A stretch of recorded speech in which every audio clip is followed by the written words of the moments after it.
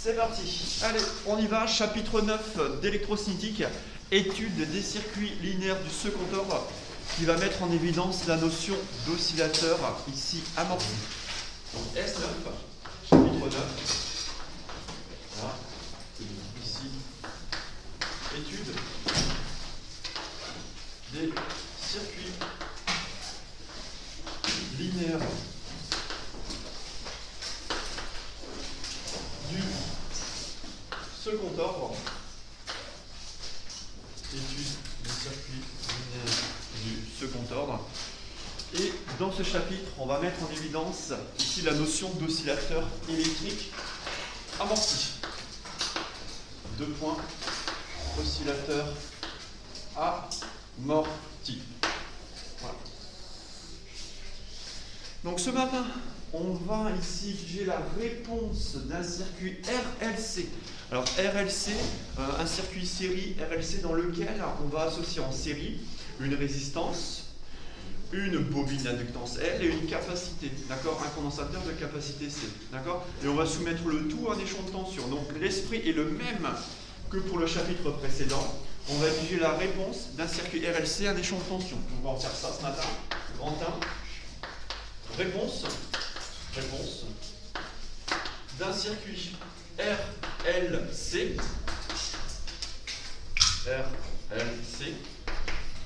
à un échelon de tension.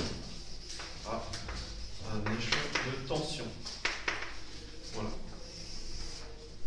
Là, vous voyez tout de suite, hein, ici, il faut associer le fait qu'on va étudier des circuits de second ordre avec l'association série d'une résistance, d'une bobine et d'un condensateur. Vous voyez, là, on aura les trois dipoles linéaires passifs qu'on a présentés au tout début de ce thème d'électrocinétique. D'accord? Donc, on va partir, même chose, des observations expérimentales. Qu'est-ce qui se passe expérimentalement? Donc, observation ici expérimentale. Alors ça sera le TP numéro 10.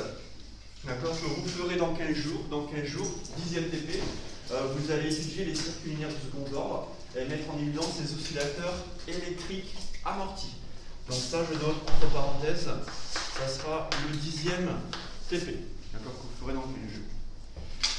Alors, même chose, on va reprendre à peu près la même rédaction, la même présentation que pour les circuits du premier ordre. On a un système central, ici. Voilà. Donc, ici. Donc, un système électrique constitué de l'association série de RLC. Donc, on a un circuit, vous voyez, on reprend un circuit RLC, série, d'accord, linéaire. Voilà. Donc, on va associer en série RLC, c'est un circuit qui est linéaire, constitué de trois dipoles linéaires passifs, RLC. En entrée, on va le soumettre ici à un échelon de tension. Donc, en entrée, voilà. On va imposer en entrée un échelon de tension, noté E2T, voilà, comme ceci. Et en sortie, ici, voilà, la sortie étudiée dans le cadre de ce cours, ben, ce sera la tension aux bornes du condensateur, la tension UC aux bornes du condensateur. Donc la sortie étudiée sera la tension UC de T aux bornes, ici, aux bornes du condensateur. Bon, voilà. Donc voici le contexte. Le schéma du montage. Le schéma du montage, ici. Donc là, il est indispensable, hein, parce qu'on va, pour ici, mettre en équation, ici, l'évolution du système électrique. On va devoir ici appliquer une loi d'émail. Donc il faut nécessairement ici faire le schéma du montage, mais je rappelle en deux parties. On va d'abord rappeler à gauche l'évolution de la tension d'entrée, E de T. Donc E de T. Voilà. On va rappeler ce qu'est un échelon de tension. Alors un échelon de tension, la tension d'entrée passe brutalement de 0 à 32 volts. Voilà, donc je mets ici le fait que la tension d'entrée passe brutalement de 0 à 32 volts. Bon, ça c'est la partie de gauche. Partie de droite, je vais représenter le schéma du montage. Donc ici, le montage électrique. Je peux le faire ici, voilà, comme ceci. Donc on aura, voilà, une tension d'entrée, E de T. On va retrouver retrouver l'interrupteur K, ici, voilà. Interrupteur K qu'on va fermer à un instant T comme origine des temps. Et après cet interrupteur K, on va mettre en série RLC. Donc on y va, on va associer en série une résistance, ensuite une bobine idéale d'inductance L, d'accord, puis un condensateur de capacité C, condensateur idéal, d'accord, comme ceci. Voilà. Et je ferme le circuit pour avoir ici RLC associé en série, d'accord. Donc je répète, on retrouve ici le générateur de tension, qui est un de tension continue, d'accord, qui va poser un échelon de tension à un instant pris comme origine des temps. Alors à cet instant pris comme origine des temps, à t égale à 0, je vous rappelle, on ferme l'interrupteur K. Donc je flèche ici en jaune. En jaune, on indique qu'à t égale à 0, on ferme l'interrupteur K. Si on ferme l'interrupteur K, le circuit est fermé. Un courant I de T peut circuler dans le circuit. Dans ce cas-là, je flèche au courant. Une fois, deux fois ici. Voilà. Une fois que l'on a fléché le courant, vous pouvez flécher les tensions. On a 3 dipôles ici, RLC, qu'on va orienter ici en convention récepteur. Donc des flèches de tension opposées à celles du courant. Donc flèche de tension bande de R, ici on a tension UR de T. Ensuite, la différence principale par rapport au circuit RC de la semaine dernière, elle est là. On rajoute une bobine idéale d'inductance L. Je vous rappelle l'inductance L. Le nom c'est l'inductance L et elle s'exprime en Henry. D'accord, Henry, l'unité de l'inductance L. Donc là, pareil, j'ai une tension que je note U indice L au bord de la bobine et j'ai une tension UC de T au bord du condensateur. Ça va? Donc le flash fait 3 tensions. J'ai 3 dipôles, 3 tensions au bord des 3 dipôles récepteurs. R, L, C, comme ceci, orientant en convention récepteur. Ensuite, je peux également noter le fait que le condensateur va stocker des charges électriques égales mais opposées sur ces deux armatures planes. Là, j'aurai plus QC, là, j'aurai moins QC. Bon. Ensuite, qu'est-ce que je peux faire? Je peux également placer pour le DP dans 15 jours les bornes ici, enfin les voies 1 et voie 2 de l'oscilloscope. Donc, comme hier en DP, on va visualiser en voie 1 de l'oscilloscope la tension issue du générateur. Donc, voie 1 de l'oscilloscope ici. Je vais placer la masse ici, du montage. Je place la masse électrique ici, donc c'est le point ici de potentiel nul. Et en voie 2 de l'oscilloscope, je prends la tension bord du condensateur. Oui, parce que là, dans le cours, je vais étudier la tension de sortie. La sortie, je la prends au bord du condensateur. Donc je m'arrange pour avoir la tension ici en voie 2. D'accord, tension bord du condensateur en voie 2 de l'oscilloscope. Bien. Et ensuite, petite différence qui est relativement importante dans ce chapitre. Vous l'avez vu hier en TP, pour la résistance, on a des boîtes à des câbles. Des boîtes à des câbles pour lesquelles on peut facilement modifier la valeur de la résistance. Ben là, c'est pareil. Je vais adopter non pas une valeur de R, mais je vais adopter ce qu'on appelle une boîte à des câbles, donc une résistance variable. Donc une résistance variable, rappelez-vous, dans l'exercice de vendredi dernier, on va mettre une flèche comme ceci à l'intérieur de ce symbole normalisé. Ça, c'est une résistance variable. Alors pourquoi on fait varier la résistance?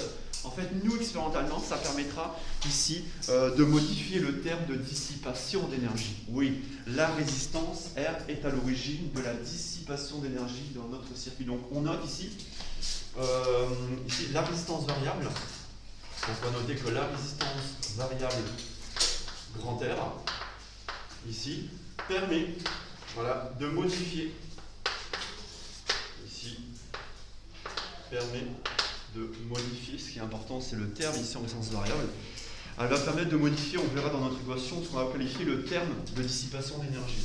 Donc de modifier ici le terme de dissipation d'énergie. D'accord? Donc dissipation, 2S, pardon, dissipation d'énergie. Voilà. D'accord?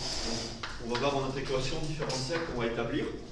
Comme c'est un circuit d'ordre 2, on aura une équation différentielle d'ordre 2 également. Vous voyez, la semaine dernière, circuit d'ordre 1, del d'ordre 1. Circuit d'ordre 2, équation différentielle linéaire d'ordre 2. Et dans cette équation d'ordre 2 va apparaître un terme de dissipation d'énergie, un terme d'amortissement de l'énergie. D'accord? Voilà. Ensuite, n'oubliez pas, c'est très important pour avoir fait le schéma du montage, de préciser les conditions initiales. Donc on va préciser les conditions initiales du problème. Donc conditions initiales du problème. Alors j'incite, tiens, je vais mettre en couleur, c'est très important, conditions initiales au pluriel. Les conditions initiales au pluriel, j'en ai deux. Oui, circuit d'ordre 2. Équation différentielle linéaire d'ordre 2. Donc deux constants d'intégration. Si j'ai deux constants d'intégration pour les termes, il faudra deux conditions initiales. Donc voici le fait, d'accord, attention à noter ici les deux conditions initiales pour pouvoir expliciter la solution complète. Alors on y va. Avant la fermeture de l'interrupteur K, donc toujours à l'instant t égale 0 moins, donc avant la fermeture de l'interrupteur K, voilà, ici, alors il y a deux choses, ici donc à t égale 0 moins, deux points, donc juste avant la fermeture de l'interrupteur K, c'est-à-dire à l'instant t égale 0 moins, le condensateur est initialement déchargé. Première chose. Donc, première chose ici, le condensateur est initialement déchargé. Le condensateur est initialement déchargé. Autrement dit, UC 0- égale à 0. UC en t égale 0- égale 0. Juste avant la fermeture de l'interrupteur K, à t égale 0-, condensateur initialement déchargé. Première condition initiale. Deuxième condition initiale, avant la fermeture de l'interrupteur K, aucun courant ne circule dans le circuit. I en 0- égale à 0. Donc on rajoute le fait. Deuxième condition initiale, aucun courant ici ne circule dans le circuit. Ici ne circule dans le circuit série. Autrement dit, le courant I en 0-, I en 0- égale à 0. Donc je me place bien en 0- et uniquement 0-, juste avant de fermer l'interrupteur K est ouvert. Condensateur initialement déchargé, UC 0- égale à 0, et aucun courant ne parcourt mon circuit. D'accord? Bon. Ensuite, l'argument que vous devez toujours citer, par continuité de la tension bande du condensateur, UC 0- égale UC 0+. Comme UC 0- égale à 0, UC 0+ est égal à 0. Premier argument à invoquer. Deuxième argument que je vais invoquer, qu'il est la bobine. Qu'est-ce qu'il faut rappeler par rapport à la bobine? Maxence? Il y a une discontinuité. Non, j'ai plus me baser sur la continuité. Qu'est-ce qui continue? Dès lors qu'on a une bobine dans notre circuit, forcément, le courant, tout courant traversant une bobine est une fonction continue du temps. Donc I 0- égale I 0+. Donc ça on va le noter, c'est très important de le lire aussi bien à l'oral qu'à l'écrit. D'accord? Donc ça on va le noter ici. Donc par continuité, donc à la suite, par continuité de la tension ici aux bornes du condensateur. Donc, je vous rappelle, dès qu'il y a un condensateur, la tension à ces bornes est continue. UC 0- égale UC 0+ égale à 0. Voilà, donc UC en 0- égale UC en 0+ égale à 0. Voilà, condensateur initialement déchargé. Ensuite, n'oubliez pas, voilà, dès qu'il y a une bobine, et c'est nouveau, d'accord, dans le cadre de l'étude du circuit, une bobine assure la continuité du courant. Par continuité du courant, ici, traversant la bobine. Par continuité du courant traversant ici la bobine. Voilà. Donc continuité du courant qui traverse la bobine. Alors que je vous rappelle, une tension est aux bornes d'un composant, aux bornes d'un dipôle. Un courant traverse un dipôle, une tension est aux bornes d'un dipôle. Traversant une bobine, deux points, qu'est-ce que l'on a? I en 0- égale I en 0+ égale à 0. Voilà. Et ça, on encadre également continuité du courant ici, traversant la bobine. Dernière précision, donc ça c'est important pour vous qui êtes à distance la semaine prochaine pour les questions de cours en colle. Quand on vous demande de présenter les observations expérimentales, il s'agira de refaire le schéma du montage, l'échelon de tension et d'insister vraiment sur les conditions initiales d'accord, et continuité de la tension de bande du condensateur et continuité du courant traversant une bobine. D'accord. Ensuite, toujours la même chose, à t égale à 0, on ferme l'interrupteur K, on ferme, donc à un instant pris comme origine des temps, on va fermer l'interrupteur K, ici, voilà, notre instant de référence, et la tension d'entrée passe brutalement de 0 à grand E. D'accord. Et la tension d'entrée passe brutalement de 0 à grand E. Passe brutalement de 0 à grand E volt. Voilà. Et la question est toujours la même. Quel est le comportement du système? Donc, quel est le comportement du système électrique? Voilà. Donc, quelle est l'évolution? L'évolution que vous savez traduire vis-à-vis d'une trajectoire de phase ou par résolution d'une équation différentielle. D'accord. Donc, quel est le comportement du système? Voilà. Pour la conversation. Et là, ça, faudra faire le bilan de tout ce qu'on vient de faire. Hein. Si on vous demande ici directement de donner les observations expérimentales. D'accord. Ici, schéma du montage et, vous voyez, les conditions initiales et les champs de tension. Maintenant, ceux qui sont distants, je vous ai envoyé ce matin, d'accord, plusieurs feuilles. Et ce qui m'intéresse, c'est le graphe où il y a la réponse d'un circuit RLC, un échelon de tension pour 3 valeurs de résistance. Donc les relevés temporels. Donc ce qui m'intéresse, c'est que vous repreniez cette fiche que je vous ai envoyée ce matin, avec les relevés temporels de la tension UC au bord du condensateur. Ceux qui sont en distance, d'accord, c'est, je vous rappelle, cette fiche-là. Donc je vous demandais de reprendre ceci, cette fiche-là. On va la commenter ensemble pour finaliser nos observations expérimentales. D'accord. Alors ça, c'est le dernier point des observations expérimentales. Donc ça, pour la question de cours la semaine prochaine, ceux qui sont en distance, je répète, il faudrait être capable de reproduire l'évolution temporelle. D'accord. Être capable de représenter, vous voyez, au cours du temps, les évolutions de UC en fonction de R. Donc je répète, reprenez cette fiche-là que je viens de vous envoyer, ou essayez de la visualiser là, pardon, à l'écran. Donc ce que je vais faire, je vais effacer déjà ça. Mon montage, j'en ai besoin. Je vais passer à la partie supérieure, tout du moins, jusque là.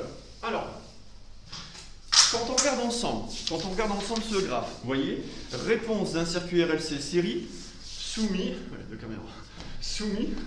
ici à un échelon de tension. Qu'est-ce qu'on remarque? Alors je vous ai ici indicé, ça c'est un relevé expérimental, hein. C'est pas un tracé sous Python, vous voyez, ça se voit très bien, il y a un écrêtage, d'accord. On voit même des fois le fait qu'il y ait un nombre peut-être insuffisant de points. Mais ça c'est un relevé expérimental, d'accord, sous une acquisition. D'accord, c'est pas l'oscilloscope, c'est une acquisition que vous connaissez sous Foxy ou sous Synchrony, d'accord, qu'on fait ensemble en TP. Alors c'est important, c'est, vous voyez, U1, U2, U3, donc on a du vert U1, on a du rouge pour U2, U3 en bleu.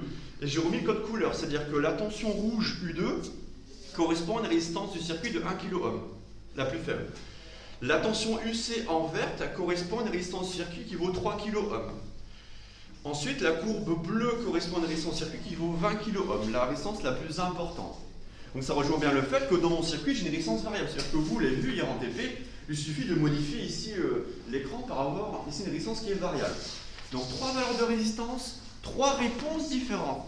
C'est ça l'intérêt de l'ordre 2. Vous remarquez que la réponse est totalement différente selon la valeur de R. Alors ça, il y a des différences notables, mais également des points communs. On va commencer par déjà le ou les points communs. C'est écrit qu'elles sont remarquables, tout comme l'ordre 1. Tout comme l'ordre 1. On va retrouver la succession régime permanent, régime transitoire, régime permanent.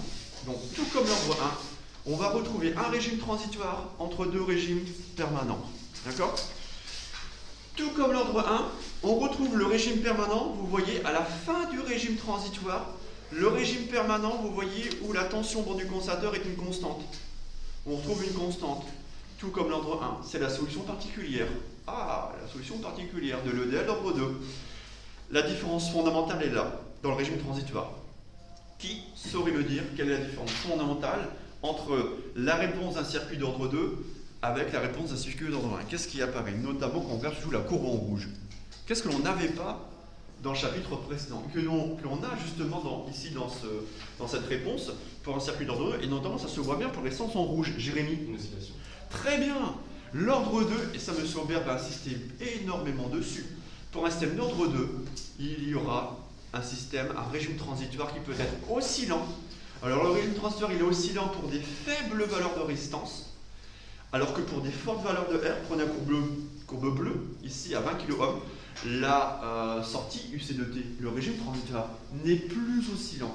C'est-à-dire qu'on aura une sortie UC de T qui sera oscillante ou non, selon la valeur de R, selon la valeur de l'amortissement, d'accord? C'est-à-dire ici, on le voit directement, on aura 3 régimes transitoires, on aura 3 familles de régimes transitoires.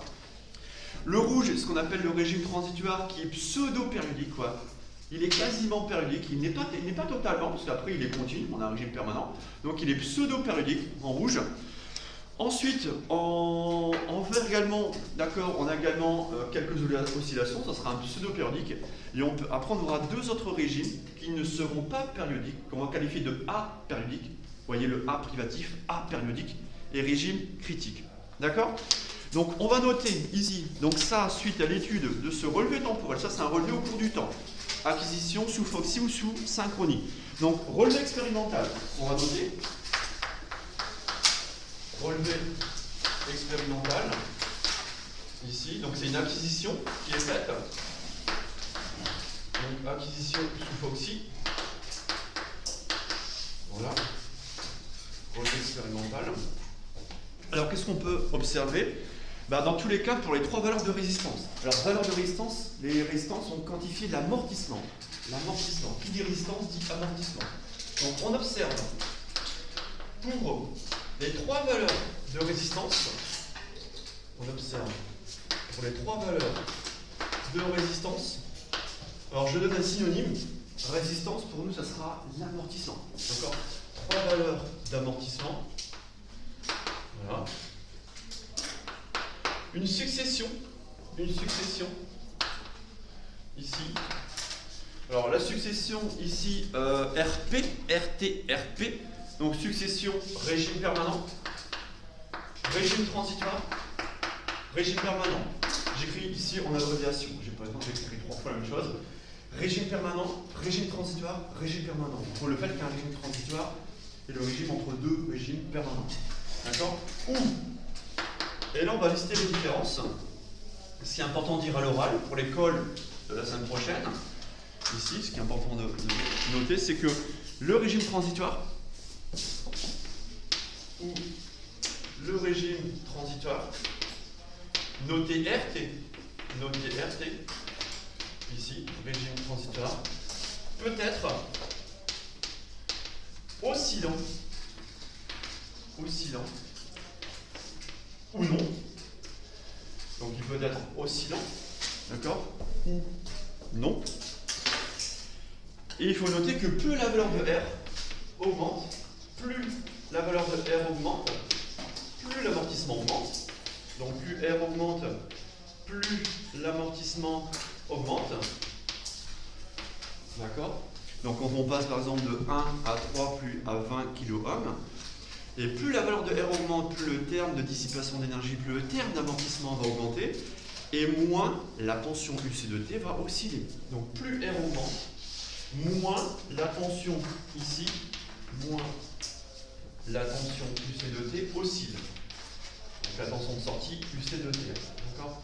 Donc moins la tension UC de T oscille. Voilà, donc ça c'est important, message fort à transmettre en colle. Plus la valeur de R augmente, moins la tension de sortie UC de T va osciller. D'accord? Très important. Le régime transitoire, d'accord, à différencier du régime permanent. Ici, alors qu'est-ce que je vais pouvoir effacer? Là je vais pouvoir effacer ici en dessous. Voilà.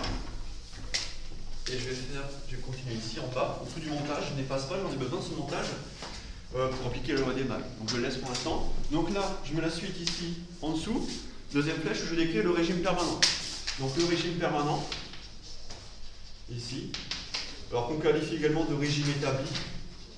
Un régime permanent. En fait, ici, le régime établi, c'est un régime permanent. D'accord, un régime continu. Un régime permanent pour lequel la tension UC de T est constante. Donc un régime permanent pour lequel la tension UC de T est constante. Alors tout ça, je ne vous l'ai pas dit, non, je ne l'ai pas dit. Elle est constante et en fait, elle est égale à E, les champs de tension. Donc on retrouve tout comme l'ordre 1, UC de T égale à E en régime permanent. D'accord? Tension bord du condensateur. D'accord? Constante est égale à E. Ça, on le retrouve dans les solutions de notre EDL d'ordre 2. Ça, c'est la solution particulière. Le régime permanent, vous voyez, d'accord? En fait, la solution particulière va décrire le régime permanent pour lequel la tension de sortie UC de T est constante et vaut la FM en 2. D'accord? Voilà. Et là, c'est très important, ici, quand vous allez reproduire au tableau l'allure de ces courbes-là, un régime transitoire oscillant, d'accord, un régime permanent continu, ou bien, si vous prenez une valeur de R plus élevée, à une évolution de UC de T qui ne va plus osciller, de mettre en évidence, là vous avez mis en évidence ce qu'on appelle un oscillateur électrique amorti. Très important, là on met en évidence une notion qui est centrale en électricité, d'accord, je le marque ici, on a mis en évidence, donc mise en évidence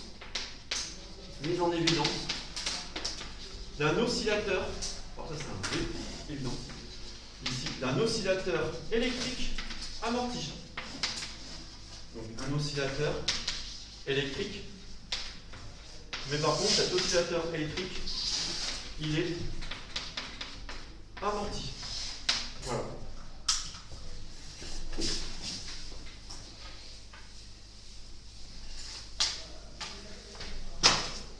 Voilà. Très important ici d'introduire cette notion d'oscillateur électrique amorti. Bon, une fois qu'on a ici donné toutes les observations expérimentales, on vous demandera, c'est sûr, de mettre en équation le système. Alors mettre en équation, pareil, on regarde le circuit électrique, on a une maille, loi des mailles. Loi des mailles, ici, donc on va orienter la maille dans un sens arbitraire. Vous voyez, je le prends ici dans le sens horaire. Somme sur K, des epsilon K U K égale à 0. Une fois que j'ai la loi des mailles, je veux établir l'équation différentielle vérifiée par UC de T.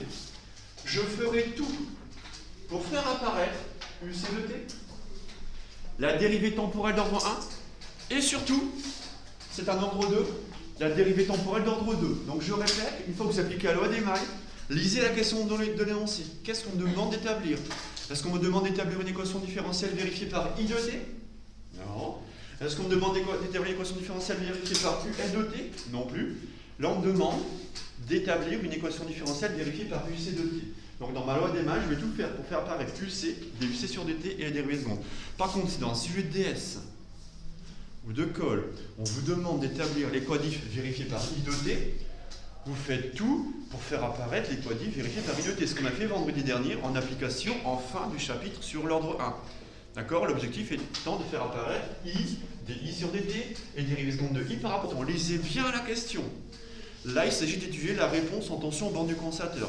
On y va. Mise en équation petit 2. Mise en équation. Alors, circuit série, RLC série, très simple. On applique la loi des mailles. On applique la loi des mailles. Ici. Dans la maille orientée, selon la convention horaire. Ici. Dans la maille orientée, selon, ici j'ai pris de manière arbitraire, vous pouvez prendre la convention inverse, vous allez trouver au final le même résultat. Donc on y va, la loi des mailles, elle nous dit quoi? Je compare chaque tension à la convention ici adoptée. Donc là je vais plus E, tension de bande interrupteur fermé nul, moins UR, moins UL, moins UC égale à 0. On y va, on note. Donc E de T, moins UR de T, moins UL de T, moins UC de T, égale à 0. Somme sur K des epsilon K UK égale à 0. Seule la flèche de tension E de T est dans le sens horaire. D'accord? Les autres sont dans le sens opposé. Qu'est-ce que l'on fait?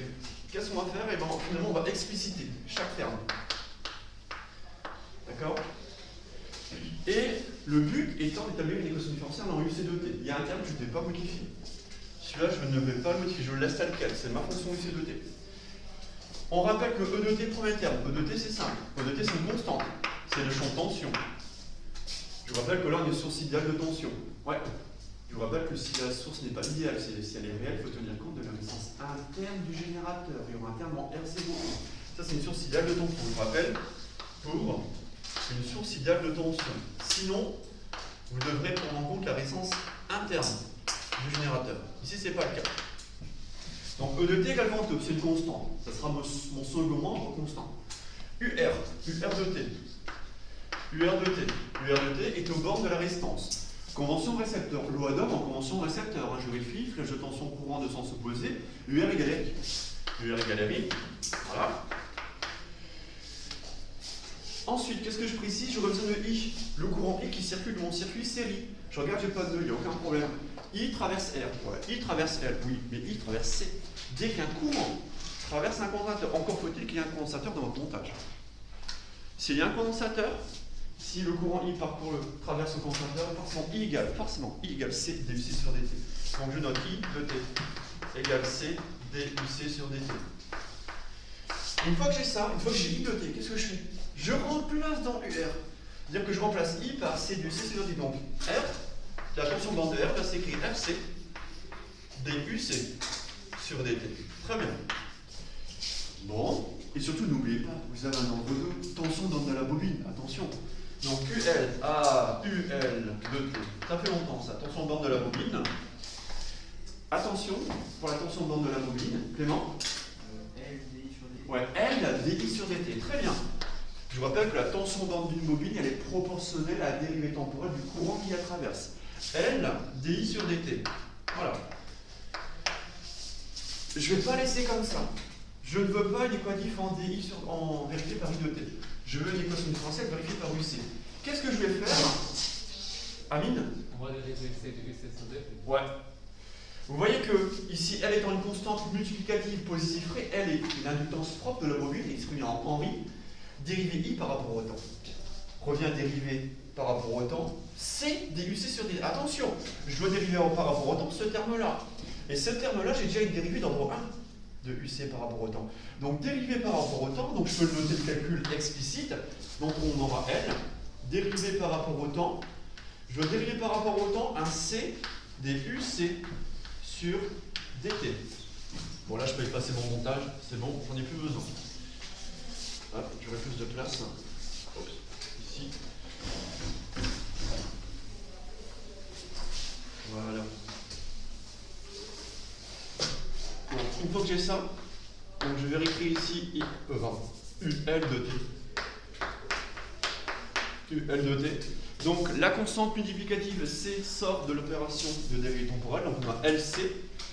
Et dérivé par rapport au temps, une nouvelle fois dUC sur dt, ça nous donne la dérivée seconde de UC par rapport au temps. Donc là on a LC, attention, dérivée seconde de UC par rapport au temps. Dérivée seconde, attention le 2 en exposant au numérateur entre le DUC, le 2 exposant au d'émetteur après le T. Et là, dérivée seconde, circuit d'ordre 2. Et ça nous mène une DL d'ordre 2. C'est bon. J'ai effacé, non, ici ma loi d'émail, elle est ici. Donc ma loi d'émail, ce sera l'équation 1, vous voyez, pour numéroter. Cette équation 1 que je vais encadrer. La loi d'émail, l'équation 1. Mon équation 1, que devient-elle? Alors on va ici ordonner tout ça. Donc, vous voyez tous les signes moins, vous voyez tout ça, ça passe à droite, E, ici, il reste à gauche. Donc on aura UR. UR, ça sera RC. Donc RC, DUC sur DT, plus UL. UL, il est là-haut.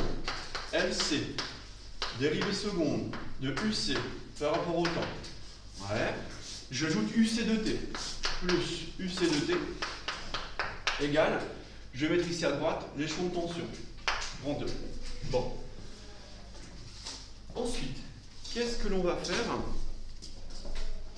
Alors ici, pour l'ordre 2, attention, on a pour habitude de la mettre sous forme canonique. Et pour la mettre sous forme canonique, on va toujours s'arranger pour mettre un coefficient unitaire devant la dérivée de plus haut.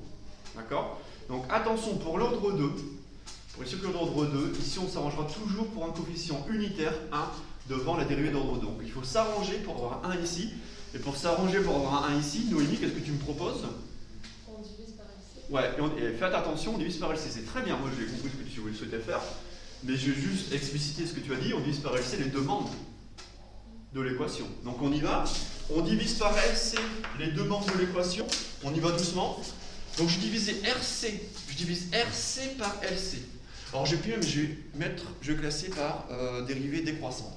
Donc je divise par LC, donc j'aurai la dérivée seconde par rapport au temps avec un coefficient 1. Donc là je mets un coefficient unitaire devant la dérivée de plus haut rang. Ensuite, la dérivée d'ordre 1. Je divise RC par LC. Il va nous rester du R sur L. Donc il nous reste du R sur L. Dérivée de UC par rapport au temps. Vous voyez, je mets d'abord la dérivée d'ordre 2, coefficient 1. Dérivée d'ordre 1, avec R sur L en coefficient. Plus, attention, là je divise par LC, les demandes de l'équation. Donc 1 sur LC, UC de T, égale, et attention, ne l'oubliez pas, à droite, de diviser par LC à droite. Vous allez avoir 1 sur LC fois l'échelon de tension, grand E. Et là, on y est presque. Pour mettre ce forme canonique, le physicien a besoin d'inférer des constantes. Il y a deux constantes à faire. On aura toujours mettre l'équation différentielle sous la forme en faisant apparaître une pulsation propre oméga 0 carré et un facteur de qualité Q. C'est-à-dire qu'arrive ici, vous allez poser deux choses. On pose. On fera toujours la même chose. On pose alors. Qu'est-ce qu'on va poser? Je vais être en rouge. Le terme qui est devant la dérivée d'ordre 1. Et en fait, d'ailleurs, ce terme ici de dérivée d'ordre 1, c'est le terme d'amortissement. Ça, c'est le RI. Ça, c'est le terme d'amortissement. Il est là mon terme d'amortissement, le terme de dissipation d'énergie. La tension de bande de R, c'est ça, RI. D'accord? Qu'est-ce que je vais faire? Le coefficient devant DUC sur DT, je pose comme étant égal à oméga 0 sur Q. Donc on pose, on fera toujours ça. On pose oméga 0 sur Q, déjà. Alors attention, c'est oméga 0 sur Q égale R sur L. Je pose ceci. Première chose. D'accord?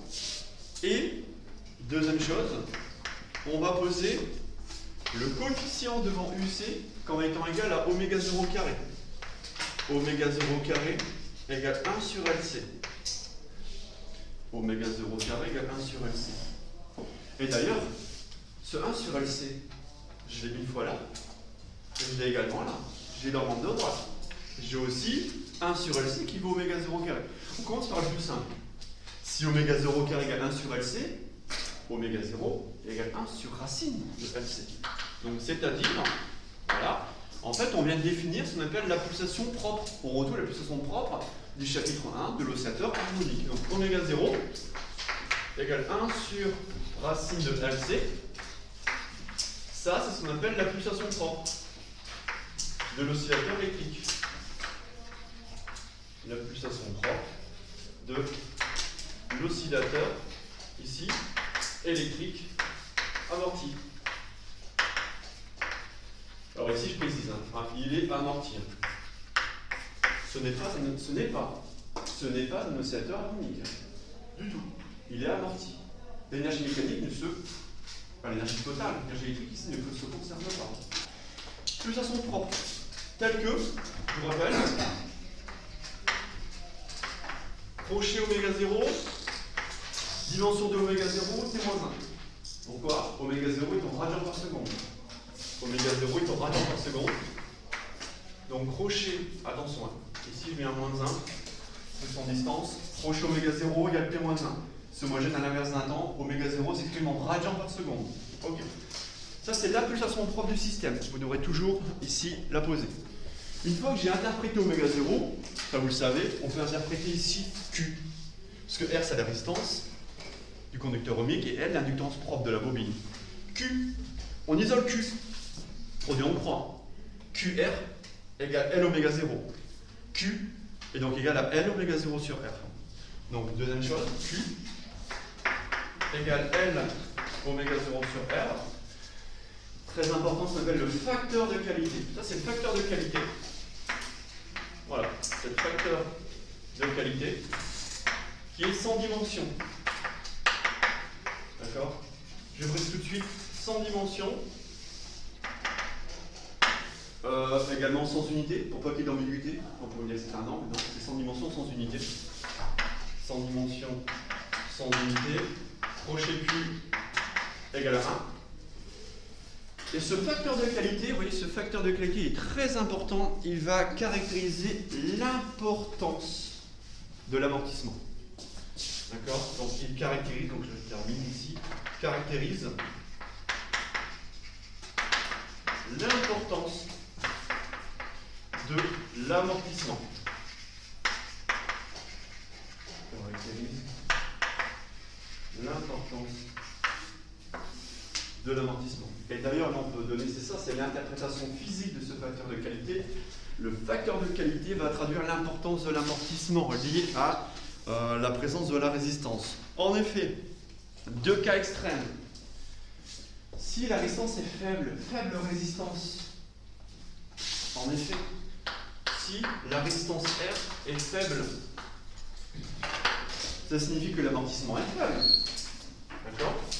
Ici, donc amortissement faible, donc résistance faible, il y a peu d'amortissement dans le circuit.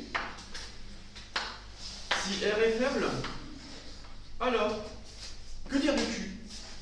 Si R est faible, Quentin, regarde l'équation, si R est faible, si R est petit, que dire du facteur de qualité Q, sachant que L oméga 0 c'est une constante? Il augmente, ouais. Dans ce cas-là, facteur de qualité élevé. Dans ce cas-là, on a ici un facteur de qualité Q élevé. Donc, ici, si on a une résistance faible, le facteur de qualité est élevé. Au contraire, si on a une résistance qui est élevée, sur une valeur de R qui est élevée, on aura un amortissement qui est important, donc élevé également. Dans ce cas-là, le facteur de qualité, au contraire, vous pouvez me passer à la limite, en R tend à plus infini, Q tend vers 0. Donc le facteur de qualité ici sera faible. Vous voyez, on a deux grandeurs ici, inversement proportionnelles. Donc bien retenir, facteur de qualité il traduit l'importance de l'amortissement. Et si on a un faible amortissement, faible valeur de R, on aura un grand facteur de qualité. Ça, il faut toujours l'avoir en tête. Ça, il faudra toujours le dire à l'oral. D'accord? Quand vous allez poser l'équation différentielle et la mettre sous forme canonique, je vais bientôt les réécrire sous forme canonique. D'accord? Introduire plus à son propre facteur de qualité et insister sur l'interprétation physique de Q. D'accord? Q est un coefficient, un facteur sans dimension, sans unité, d'accord? Qui va traduire l'importance de l'amortissement. Et prenez le cas d'une résistance faible, amortissement faible, facteur de qualité Q qui sera élevé. Maintenant, on y est. On réécrit le DL d'ordre 2 sous forme canonique, c'est-à-dire que je vais remplacer ça par oméga 0 sur Q. Attention, ça, ce terme-là, c'est pas l'inverse, c'est pas Q sur oméga 0. Donc, vous avez faux. De toute façon, toujours revenir à Q égale à ça et voyez si c'est compatible. R et Q sont inversement proportionnels. Donc on aura ça c'est oméga 0 sur Q, ça c'est oméga 0 au carré, ça c'est oméga 0 au carré. Si je remplace par le coefficient, on aura une EDL d'ordre 2 sous forme canonique. D'accord? Donc on y va, on réécrit cette EDL d'ordre 2 ici avec des coefficients appropriés. Donc on y va, on aura ici dérivée de UC par rapport au temps plus oméga 0 sur Q dUC sur dt plus oméga 0 carré UC de t égale, attention n'oubliez pas, oméga 0 carré E à droite. Donc oméga 0 carré E à droite. Et ça, voilà, ça on encadre. On va qualifier cette équation, c'est une EDL d'ordre 2, donc équation différentielle linéaire d'ordre 2 à coefficient constant. Ouais, oméga 0 sur Q est constant, oméga 0 carré constant, et là j'ai 1. Et à second membre constant. Donc à second membre constant. Voilà. Et cette EDL d'ordre 2, elle est caractéristique d'un oscillateur électrique amorti. Attention, là on sort complètement du cadre de la charge et des charges d'un condensateur. On est bien loin, ne confondez pas, avec un taux dUC sur dt plus UC égale à E. Charge d'un condensateur, là ça n'a rien à voir, ça c'est un oscillateur électrique amorti, puisqu'on a les trois dipôles R, L, C. Donc bien analyser le montage, appliquer la loi de Young et aboutir à ceci. Et cette EDL d'ordre 2, elle est caractéristique d'un oscillateur, ici, électrique. Voilà, amorti. Électrique, amorti. Voilà. Très important. Oh là, c'est éclair.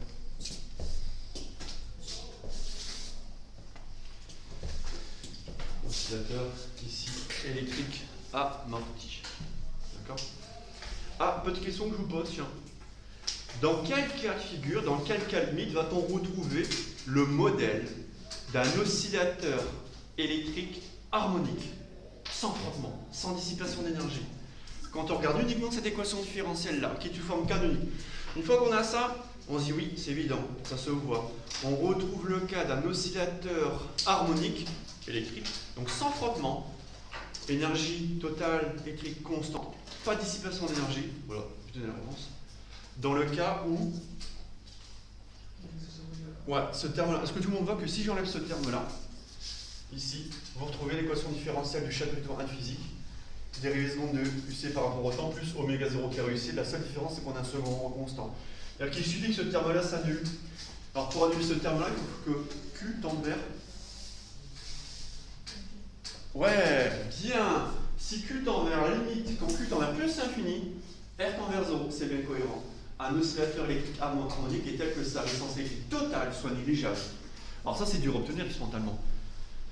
Parce que vous aurez toujours plus souvent la résistance interne du générateur de tension, la résistance électrique des fils, et, j'ai pas dit, dans ma bobine, elle est idéale. Si elle est réelle, il faut tenir compte de la résistance électrique des fils conducteurs. Et là, la loi pour une bobine réelle, c'est UL égale LDI sur DT plus petit RI. D'accord? Où R, la résistance interne de la bobine, de l'ordre de 10 ohms. D'accord? Donc attention, ici, on remarque, dans le cas limite, des grands facteurs de qualité, dans le cas limite où Q tend vers plus infini, on retrouve quoi? On retrouve ceci, plus. On retrouve une EDL d'ordre 2. Voilà. Et ça, c'est caractéristique d'un oscillateur électrique harmonique. D'accord? Donc j'ai marqué ici la suite tout en haut. Donc cette EDL d'ordre 2, c'est la première qu'on a étudiée ensemble. C'est le premier chapitre de physique, hein, d'ailleurs. Premier chapitre de physique. Donc ça, c'est EDL d'ordre 2. Caractéristique. Voilà. Caractéristique d'un oscillateur, ici électrique, mais ici, il n'est plus amorti. Si Q tend à plus infini, R tend vers 0.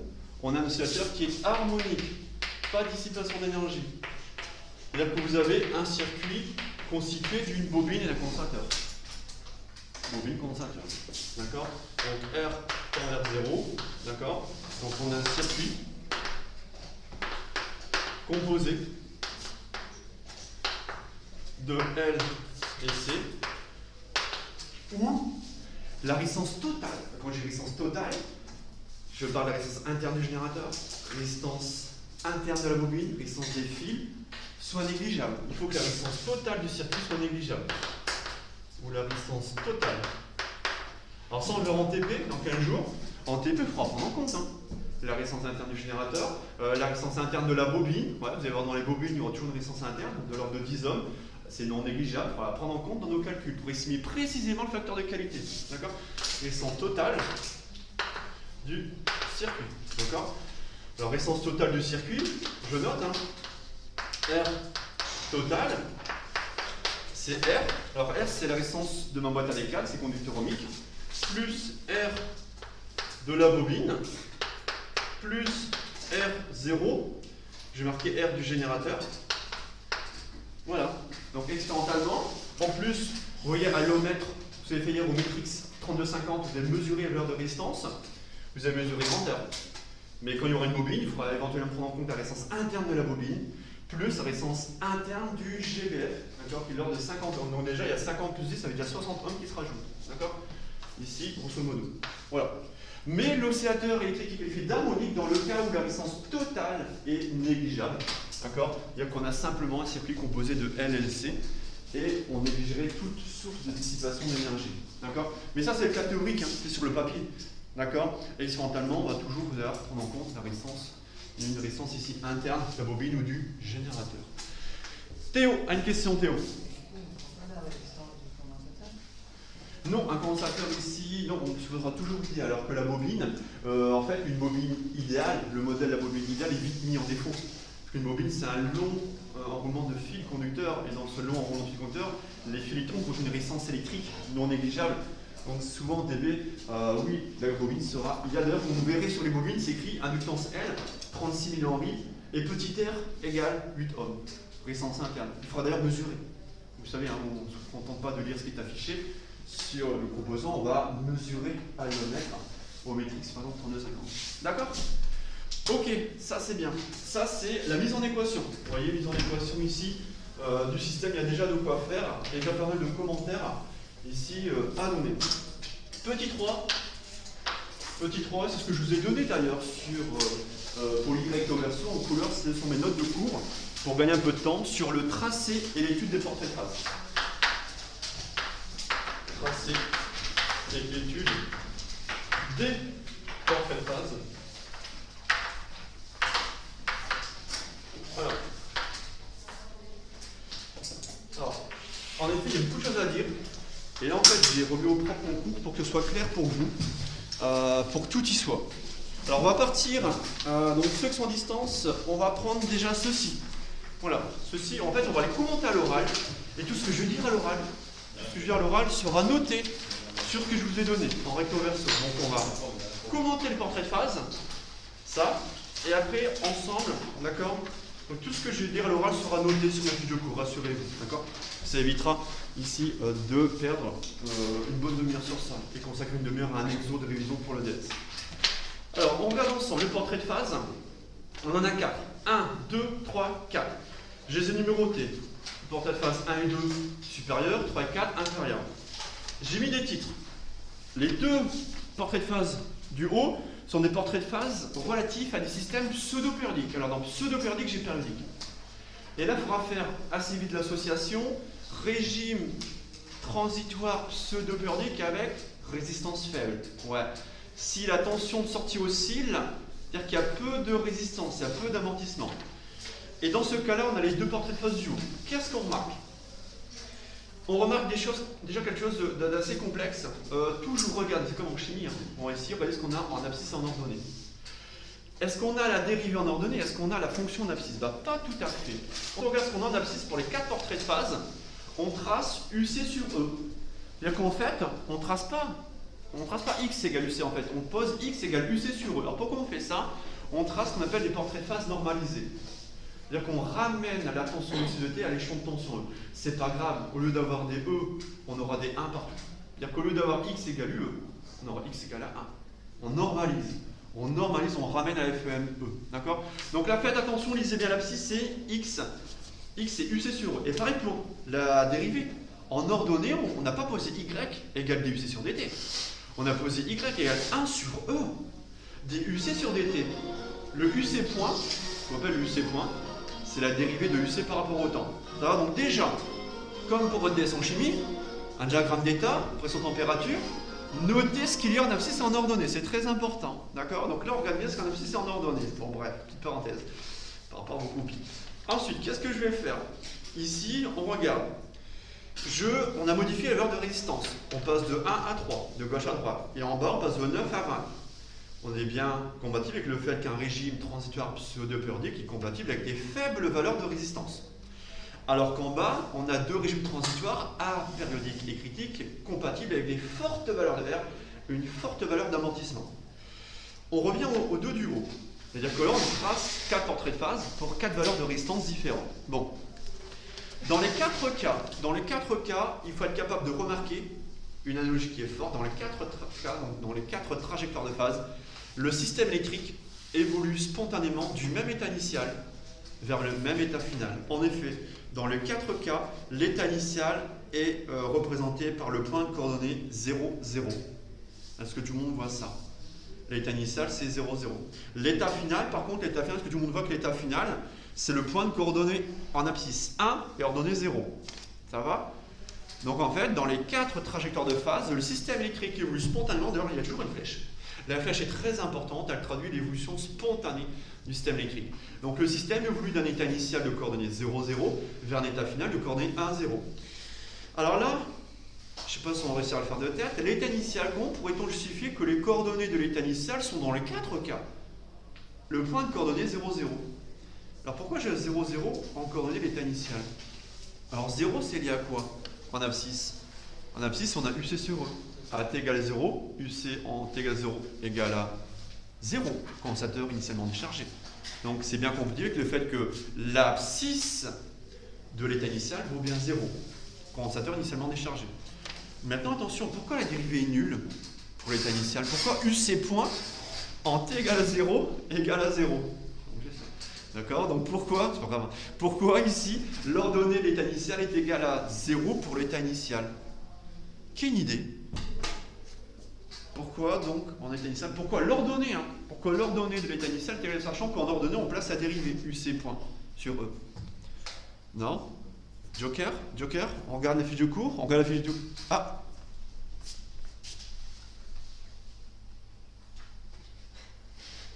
Non, ah non, non, alors l'origine, alors attention, l'ordonnée de l'état initial, c'est Donat, c'est ça? Ouais. Bonjour Donat. En fait ici, l'ordonnée de l'état initial en fait est liée au fait que la dérivée est nulle en 0. Et en fait, la dérivée de UC par rapport au temps, est-ce que tout le monde voit déjà ceci? DUC sur dt, alors c'est quoi ça par rapport au courant? C'est I. Alors je vais faire ça. I sur C. C sur C. Et en t égale à 0, alors je vais laisser un peu de place, pardon. En t égale à 0, la dérivée de UC en t égale à 0, ça c'est 1 sur C fois, pardon, le courant, je vais y arriver, en t égale à 0.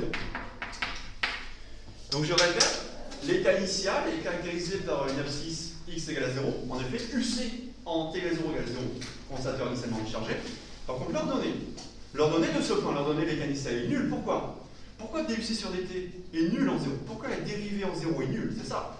Parce que le courant est nul en 0. C'est différent de 0. Capacité du condensateur est différente de 0. Tout le monde a compris? Donc l'ordonnée de l'état initial est nulle puisque ici, le courant est nul en 0. Oui, le courant est nul en 0, c'est que la présence de la bobine qui vous impose la continuité du courant traversant une bobine. D'accord? Ça, je vais vous dire dans la fiche de cours, rassurez-vous. D'accord? Et pareil pour l'état final. L'état final, vous voyez l'abscisse de l'état final, c'est 1. X égale à 1, parce qu'en fait, le condensateur est totalement chargé dans l'état final. D'accord? X égale à 1, puisque UC égale à E. Donc on a E sur E égale à 1. Ça va? Maintenant, ça c'est pour les analogies. D'accord? On a, ici on converge toujours vers le même état final. C'est bien. Par contre, grosse différence, en haut, vous voyez que la trajectoire de phase, vous voyez, c'est une forme d'escargot. J'entendais l'escargot ce matin, ouais. D'accord, très bien. Donc l'escargot, pourquoi pas. Par contre, vous voyez ce qu'on appelle ici, on fait, voilà, on tourne, vous voyez que la trajectoire de phase, dans les deux cas, ici en haut, elle s'enroule autour de l'état final. Elle s'enroule autour de l'état final, alors que la trajectoire de phase en bas, elle ne s'enroule pas autour de l'état final. C'est-à-dire que là en haut, elle fait des tours autour de l'état final. Et quand je dis elle fait des tours autour de l'état final, remarquez bien que finalement, quand vous partez de l'état initial, vous faites un 180 degrés, vous faites un demi-cercle, regardez, et dans ce demi-cercle, vous êtes dans le cadran où la dérivée est positive. Si la dérivée est positive, la fonction est croissante. Ok. Je vais ensuite, je fais un deuxième 180, je fais un schlac et j'arrive là. Un deuxième 180, donc là je suis dans le cadran où la dérivée est négative. Dérivée de UC par rapport au temps est négative, donc la fonction UC de t est décroissante. Je refais un 180, un demi-tour. Qu'est-ce qui se passe? Dérivée positive, UC croissante. Un autre 180, dérivée négative, UC décroissante. C'est-à-dire que votre fonction UC fait quoi? Croissante, décroissante, croissante, décroissante, croissante, décroissante. Et on remarque que plus on fait de tours, plus les valeurs extrémales de dérivée de fonction diminuent. C'est-à-dire que la fonction, elle est croissante, mais en fait, les valeurs extrémales de la tension UC diminuent au cours du temps. Et ça, c'est bien compatible avec le relevé expérimental de la courbe en rouge. Vous voyez la courbe rouge, on a bien ici le fait que la tension UC de t, oui, elle oscille autour de la valeur origine permanente. Elle oscille, d'accord? Et elle est alternativement positive, négative, d'accord? Et c'est les valeurs de UC, d'accord, ne font que diminuer pour rejoindre la valeur UC égale à E, d'accord? Ça, c'est le premier portrait de phase. Deuxième trajectoire de phase, on remarque que lorsque la valeur de R augmente, l'amortissement augmente, ben on effectue moins de tours. La trajectoire de phase fait moins de tours autour de l'état final. Si ça fait moins de tours, c'est la courbe en verte. ça oscillera moins. Il y aura moins d'oscillation. Mais dans tous les cas, on va rejoindre l'état final. UC égale à E en régime permanent. Ok? Maintenant, on passe aux deux dernières trajectoires de phase. Alors par contre, là, ça n'oscille pas du tout. Pas du tout. Pourquoi ça n'oscille pas du tout? Dans les deux cas, la dérivée ne prendra jamais de valeur négative. Parce que tout le monde voit que pour les deux trajectoires finales, les deux trajectoires du bas, la dérivée ne prendra jamais de valeur négative. Tiens, je vais demander à Rémi. Bonjour Rémi. Crédit pause, il est 9h. Oui Rémi. Bonjour. Est-ce que tu vois que pour les deux, trajectoires de phase en bas, est-ce que tu vois que les deux trajectoires de phase ici ne peuvent pas prendre la dérivée, ne peut pas prendre de valeur négative? On est dans le cadran où DUC sur DT est toujours positif. Très bien. C'est-à-dire que UC de T ne peut que croître au cours du temps. D'accord? Et ça, c'est la courbe bleue. D'accord? C'est la courbe bleue dans le cas d'un amortissement élevé. UC de T ne peut que croître et rejoindre l'état final. Alors ça, c'est pas évident. Et au tableau, ça prend du temps. Surtout si au tableau, je refais ça. Donc là, tout ce que je dis à l'oral.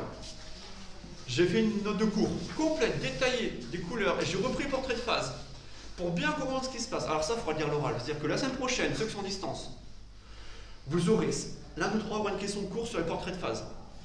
D'accord? C'est-à-dire que la question de cours, ça sera éventuellement, je vous donne les trajectoires de phase, d'accord? Et je vais vous demander, d'accord, à l'oral, sur une question de cours, d'interpréter et de lire ces trajectoires de phase-là. Et il faudra bien comprendre ce qui est noté ici, d'accord? Donc là, je vous ai fait une synthèse par l'écrit. Donc ça, c'est très important pour ceux qui sont en distance. Hein.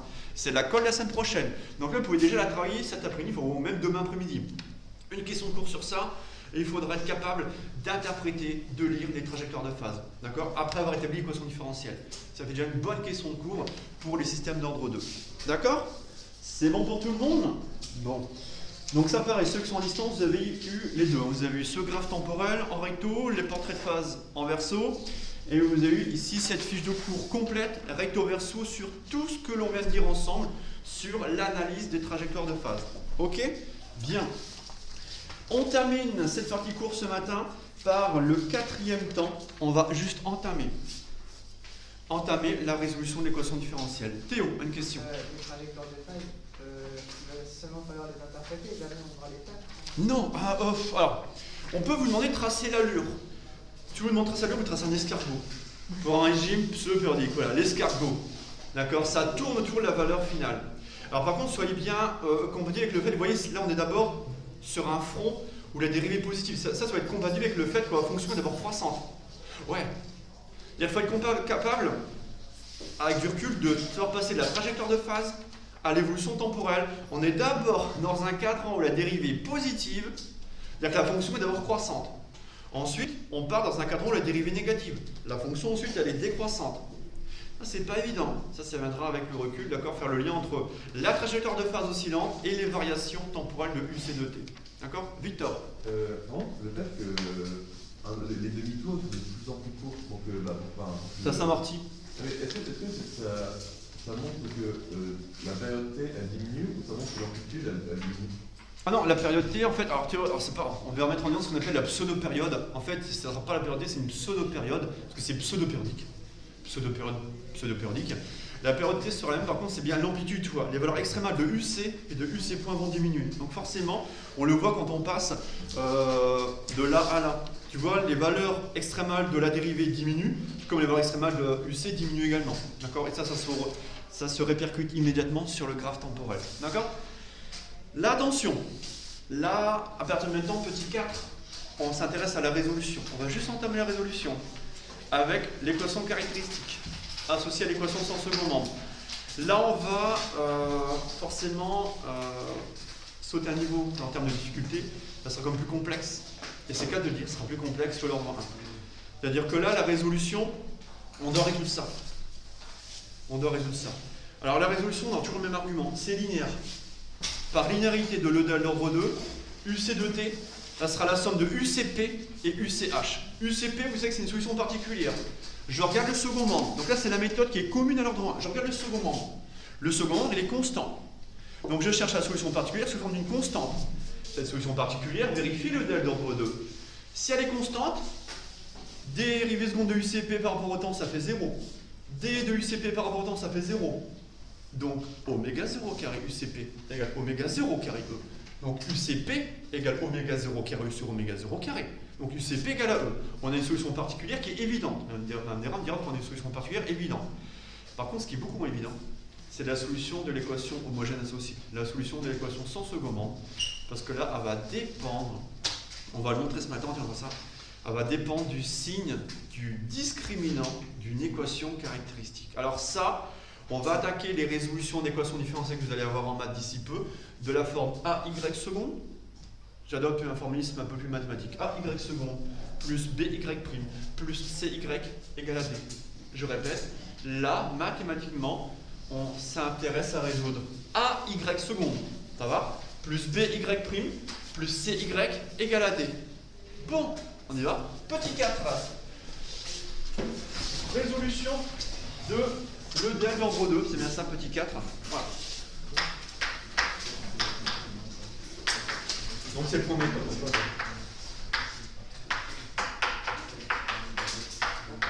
Voilà.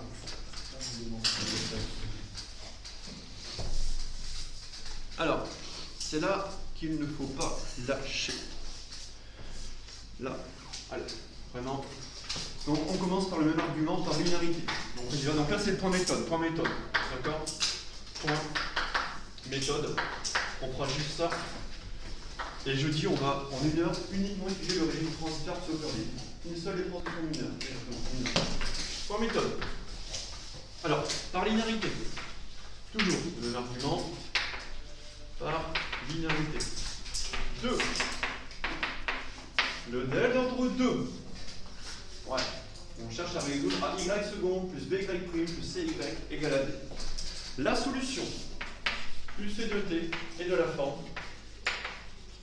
La solution plus C de T et de la forme UC égale UCP plus UCH. Voilà. Donc je retrouve le même formalisme que pour l'ordre 1. Somme d'une solution particulière et somme de la solution de l'équation homogène associée. Pourquoi c'est le plus simple? Solution particulière. Où 2 points. UCP et la solution particulière. Et la solution particulière. Voilà.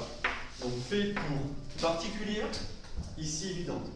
Elle est évidente, donc je ne renote même plus l'équation différentielle dérivée par UCP. On l'a fait de tête. Hein. Là, il faut voir directement que UCP égale à E. Autrement dit, je vais même noter que oméga 0 carré UCP égale oméga 0 carré, je vais le noter. Donc ici, elle est évidente. Elle est évidente. Telle que dérivée seconde de UCP par rapport au temps égale à 0, dérivée première de UCP par rapport au temps égale à 0, il nous restera oméga 0 carré UCP égale oméga 0 carré E, c'est-à-dire, voilà, UCP égale à 2. Voilà. Et on retrouve le fait que UCP caractérise le régime permanent. Solution particulière, UCP égale à 2. Voilà. Condensateur chargé sous E. Condensateur, ici, voilà, le régime permanent, UCP égale à 2. Ok, ça c'est facile. Je vais noter ici la suite, à gauche. Bon. Là, c'est beaucoup moins facile, beaucoup moins évident. C'est UCH de T. Alors c'est le même vocabulaire par contre, c'est le même formalisme. UCH de T, c'est la solution de l'équation homogène associée. Voilà. Équation homogène associée. Alors ce que moi j'appelle également l'équation homogène associée, c'est l'équation sans second membre. C'est l'équation sans second membre. Ce que j'écrirai en TD sous la forme ESSM. E pour équation, S sans second membre. Équation sans second membre, ESSM. L'équation sans second membre, c'est l'équation homogène associée. D'accord? Tel que UCH est la solution de l'équation sans second, c'est-à-dire que UCH vérifie cette équation-là, dans laquelle le second est égal à 0. Vous remplacez oméga 0 carré E par 0. Le second membre, il est nul. Quand on dit sans second, le second membre, il est nul. Donc vous remplacez oméga 0 carré E par 0. Et là, vous mettez des H partout. Donc je recopie le DL d'ordre 2. Donc on a ça. Je mets les H après. Je recopie d'abord, je mets les H après. Plus oméga 0 sur Q dUC sur dt. Plus oméga 0 carré plus C.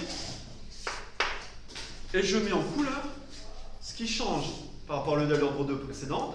On s'intéresse à l'équation sans second membre. Sans second membre, je mets un 0. C'est sans second membre, je mets 0.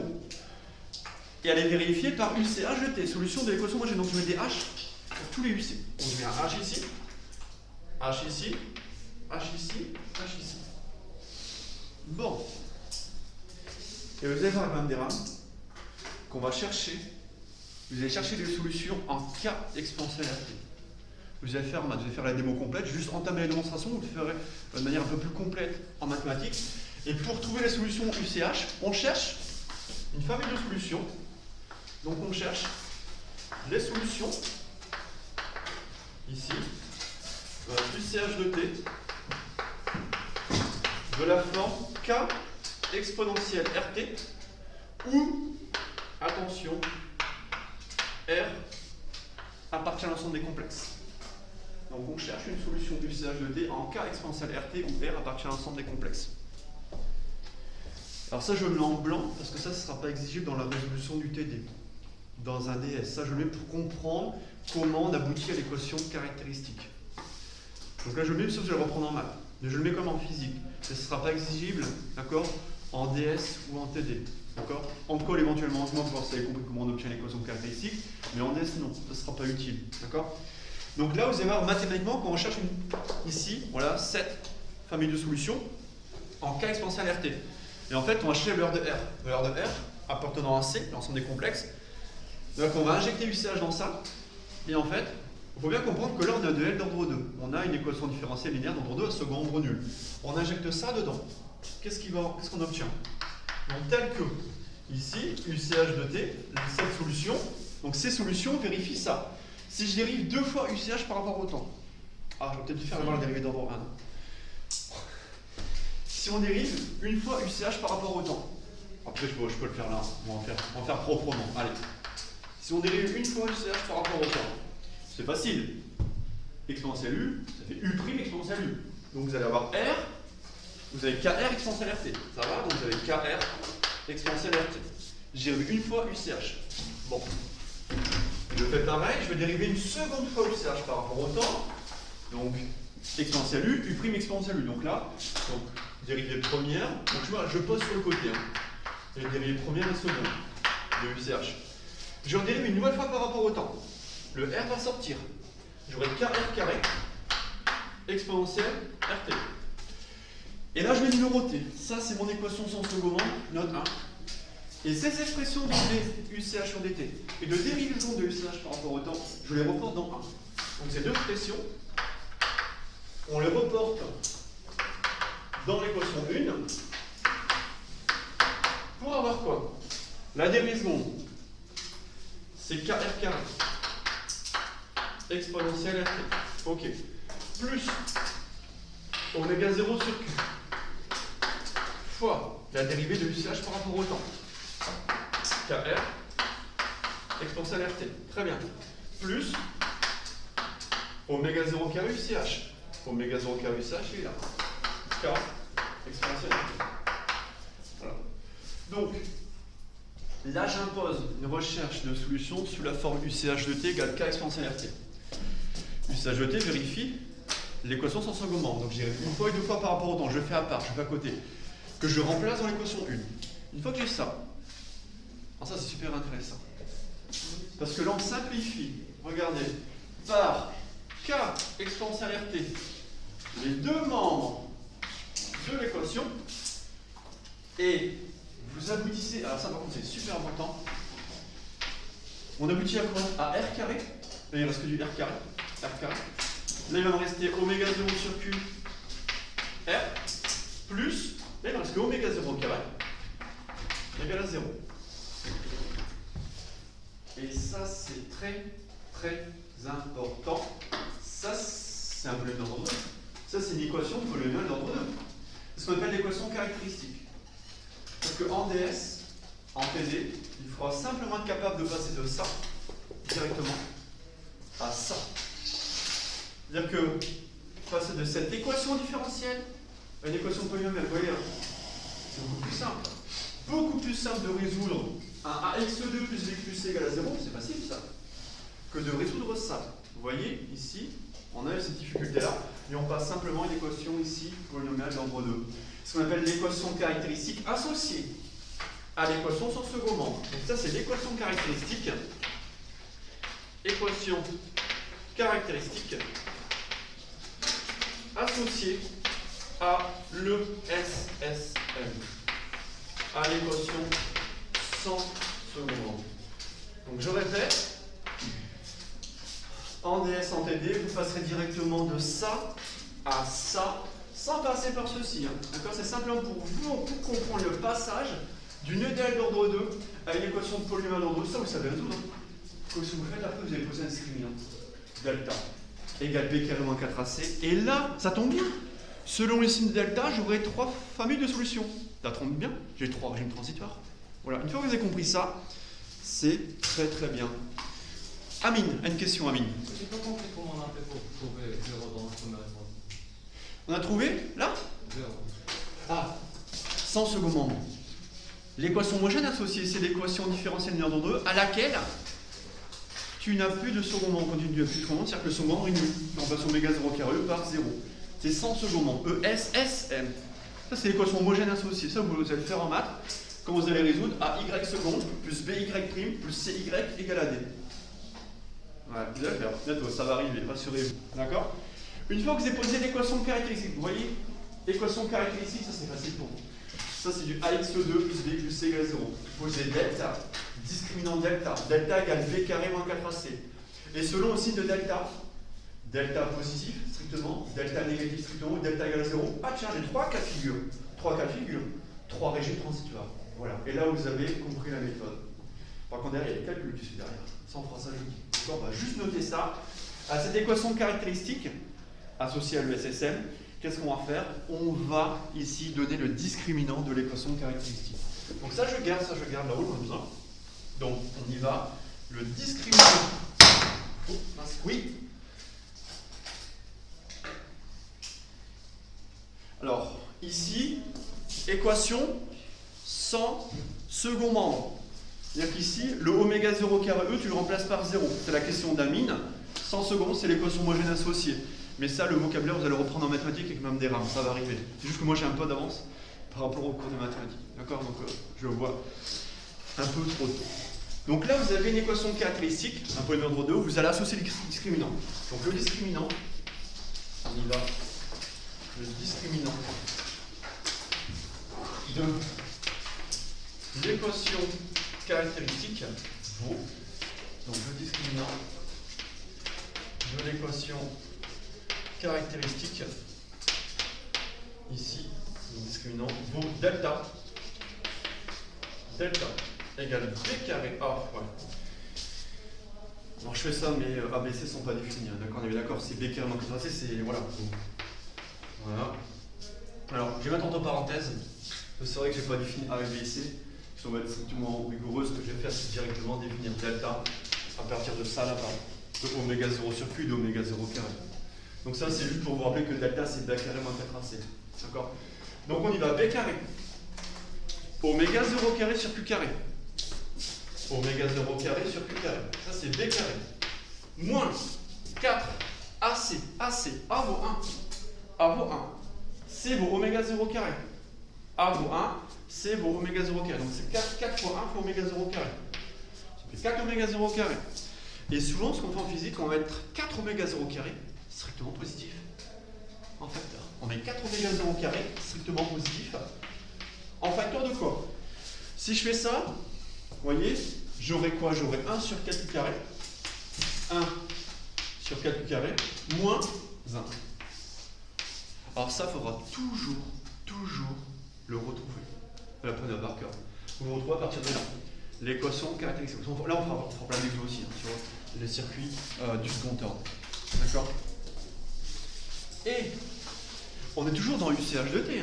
On est toujours dans le point méthode. Je recherche la solution de l'équation sans second membre UCH de T. Et ce qu'il faut retenir, ce que je dis à l'oral qui est très important, les solutions, qui sont des solutions à valeur réelle, de l'équation sans second membre, elles vont dépendre du signe delta. Donc attention, les solutions à valeur réelle, UC de T, fonction à valeur réelle, ici, UCH de T, donc ici UCH mouvement, de l'équation, donc ESSM, équation sans second membre, dépendent du signe delta. Donc ces solutions dépendent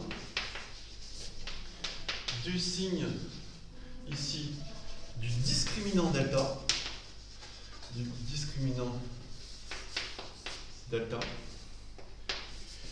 Et là, il faut les connaître par cœur. Il y a 3 familles de solutions qu'on connaît par cœur, d'accord? 3 régimes transitoires, d'accord? Et sont de la forme, d'accord? Donc il y a 3 familles de solutions, on y va. On va les énumérer les unes à la suite des autres, d'accord? Il y en a 3 à connaître, donc ça je peux effacer.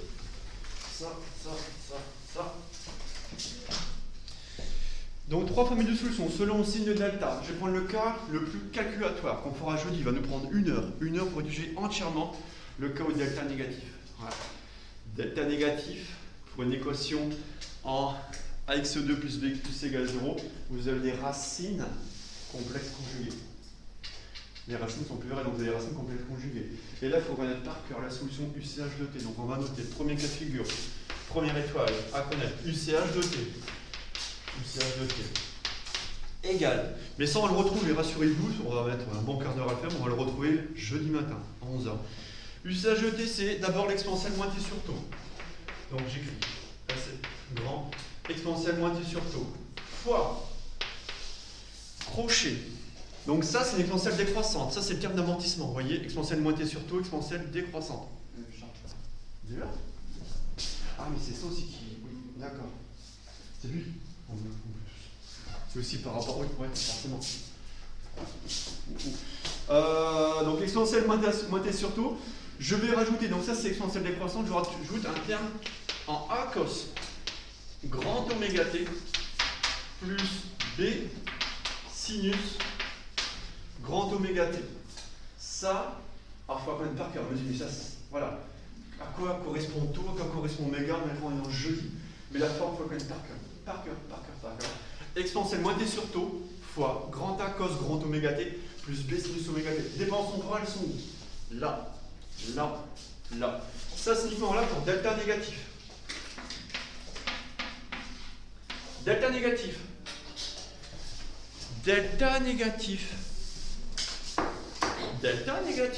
ouais, delta négatif, ça c'est positif. Delta négatif, attention, ils vont ensemble, de tête, donc ceux qui sont distants, je vous attends. On va faire quelque chose, un petit calcul de tête. Delta négatif, ça c'est positif. Dire que delta négatif signifie que 1 sur 4 carré moins 1 négatif. Je répète, dire que delta négatif signifie que 1 sur 4 carré moins 1 est négatif. Autrement dit, 1 sur 4 carré inférieur à 1. C'est-à-dire 1 sur 4 carré inférieur à 1. Autrement dit, Q carré sera, oui, supérieur à 1 quart. Q supérieur à 1 demi. Voilà. Q supérieur à 1 demi. Et d'ailleurs, certains l'ont peut-être vu, la valeur seuil, limite, qui va me provoquer un delta égal à 0, c'est lorsque Q égale à 1,5. Vous remplacez Q par 1,5. Q égale à 1,5. Q carré 1 quart, 1 moins 1, 0. Boum, terminé. C'est-à-dire que Q égale à 1,5, c'est ma valeur qui va basculer, c'est ma valeur critique, Q égale à 1,5. Si Q est supérieur à 1,5, en fait, là, on aura des facteurs excités suffisamment grands pour être en régime transitoire pseudo-périodique. Donc ça c'est delta négatif, et ça implique un régime transitoire. On a un régime transitoire pseudo-périodique. Régime transitoire pseudo-périodique.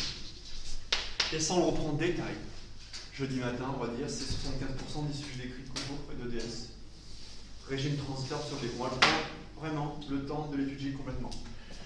D'accord. Tau est ce qu'on appelle le temps caractéristique de décroissance des amplitudes. Et grand oméga, ce qu'on appelle la pseudo-pulsation. Vous voyez que crochet oméga égale T-1. Oméga est homogène à l'inverse à un temps. Pseudo-pulsation et temps caractéristique. On fera ça jeudi. D'accord. Mais ça gère ça, il faut être par cœur. A exponentielle T-tau fois A cos oméga T plus B sin oméga T. Et vous remarquez que A et B sont deux constants d'intégration qu'on détermine grâce aux deux conditions initiales. On fera ça aussi jeudi matin. D'accord. Donc là, pareil, je note A et B, deux constantes d'intégration réelle. D'accord. A et B, deux constantes d'intégration réelle. Beau programme, jeudi matin. C'est ça qu'on fait. D'accord. Voilà. Premier ensemble de solutions. Delta négatif. UCH de T. D'accord. Mais ça, rassurez-vous, à force de le faire en TD et en exo, vous allez vraiment la connaître par cœur. Alors, deuxième famille de solutions. Bon, ouf, j'ai chaud. Ça, je vais garder le delta, j'en ai besoin. Voilà. Hop, je le mets ici. Voilà. Le cas où delta sera strictement positif. Donc, deuxième famille, deuxième ensemble de solutions. UCH de T, toujours pour l'équation sans second membre. Donc là, j'ai changé d'être pour les constantes d'intégration. J'ai pris AB, je vais prendre CD. D'accord. Donc j'aurai C exponentielle R1 de T plus D exponentielle R2 de T. D'accord. Ça, c'est pour delta, ici, qui au contraire sera positif. Et ça, vous savez le faire depuis la seconde. Résoudre une équation polynomiale avec delta positif. C'est facile, x1, x2 égale moins b plus ou moins racine de delta sur 2a. Ah oui. Oui, quand je dis x1, x2, ici c'est R1, R2. R1, R2 sont les solutions de l'équation caractéristique. Hein. D'accord. Polynôme en R. Donc là, c'est delta qui sera positif. Dire que delta est positif nous donne une condition inverse sur Q. Q inférieur à 1,5. Donc Q suffisamment faible pour avoir un régime transitoire qui, cette fois-ci, ne sera plus du tout périodique. On dit qu'il est apériodique. Donc là, on a un régime transitoire apériodique. Régime transitoire apériodique. Vous voyez le A privatif. Le A privatif. Là, ça n'oscille plus. Là, il n'y a pas d'oscillation. Et la trajectoire de phase, ce sont les deux dernières. D'accord. Dans le cadran où la dérivée est strictement positive. La fonction ne peut que croître au cours du temps. Il n'y a pas d'oscillation. Donc là, je marque entre parenthèses qu'il n'y a pas d'oscillation. Pareil, on a deux constantes d'intégration, C et D. Oui, on a une DL d'ordre 2. Vous voyez la logique. Donc on a C et D appartenant à R2. Voilà. R1, R2. Pareil, on va reprendre ça vendredi par contre. Les deux autres régimes transitoires, R1 et R2, sont tels que R1 ou R1 et R2 sont tels que R1 et R2 égale ici directement la solution en moins B plus ou moins racine de delta sur 2A. Je peux me noter R1, 2, donc 1 ou 2 égale moins B plus ou moins racine de delta sur 2A. D'accord. Là apparaissent explicitement les solutions R1 et R2. R1 et R2, solutions d'équation caractéristique. Je note. R1 et R2 sont les solutions de l'équation caractéristique. Solution. Alors, j'écris un peu petit pour ceux qui sont en distance. J'écris R1, R2, moins B plus ou moins racine delta sur 2A. Ce sont les solutions de l'équation caractéristique que j'ai effacée d'ailleurs. Voilà, équation caractéristique. Ça pareil. Au programme de colle la semaine prochaine, ça va représenter les trois familles de solutions selon le signe de delta. La dernière, toujours pour UCH, les solutions en valeur positive de UCH. Voilà. Dans le cas critique, où delta égale à 0, on a fait strictement supérieur, strictement inférieur, et égal à 0. On y va, troisième cas, troisième et dernier cas, UCH de T. Alors ça sera du lambda, lambda T plus mu, lambda T, dépense temporelle en lambda T plus mu, ça c'est un mu, exponentielle RT. Donc dépense temporelle ici et ici. D'accord. Lambda T plus exponentielle RT. Ici, avec, donc pour delta égale à 0, Donc cette solution valable pour delta égale à 0, dire que delta égale à 0, signifie que Q égale à nu. Q égale à nu. Ouais. On précise le fait que, évidemment, on retrouve deux constants d'intégration, lambda et nu. Lambda, nu. Deux constantes d'intégration. Voilà. Et qu'est-ce que je peux dire? Ah, R c'est quoi? Comment on va nommer R mathématiquement, sachant qu'on est dans le cas où delta égale à 0. C'est là, j'ai pas entendu? Oui, c'est moins b sur 2a. En effet, si delta égale à 0, on a moins b sur 2a, ce qu'on appelle la racine double. On le dit encore ça, André? Non? C'est bon. Bon, on note. Donc ici, R de t, c'est la racine double de l'équation caractéristique de d'accord, dans le cas où delta égale à 0. Ici, R moins b sur 2a, c'est ce qu'on appelle la racine double. Voilà. Très bien. Ah, autre question. Il y a plein de choses qui reviennent à l'esprit. R1, R2, les solutions de l'équation caractéristique. Quelle est la dimension de R1 et de R2? Dimension de R1 et R2, ou même de R. Hein. On va rajouter ça, c'est important. Regardez. Exponentielle R2t, exponentielle R1t, exponentielle fonction transcendante. Il n'y a pas de dimension. Donc forcément, homogène à l'inverse d'un temps. R1, R2 et même R. R également, la racine double. Ici, crochet R, crochet R1, crochet R2 égale T-1, homogène à l'inverse d'un temps. Donc crochet R1, 2 égale T-1. C'est homogène à l'inverse d'un temps.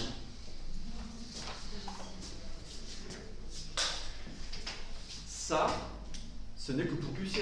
Ce n'est que... Ça va me prendre au moins 2 heures, facilement 2 bonnes heures de cours, rien que pour étudier dans le détail. Là, j'ai rien fait dans le détail. Oui? Oh, ouais, c'est difficile, d'accord. Ça peut-être pas faire. Alors.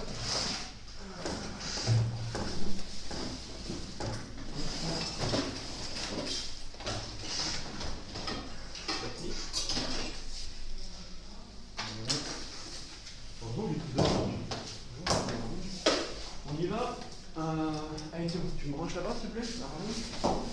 Merci. C'est dommage. Non, à la fin. Ça va? Ça va aller? Non, elle est assez longue la rallonge. Elle est assez longue. Voilà. Merci. Hop.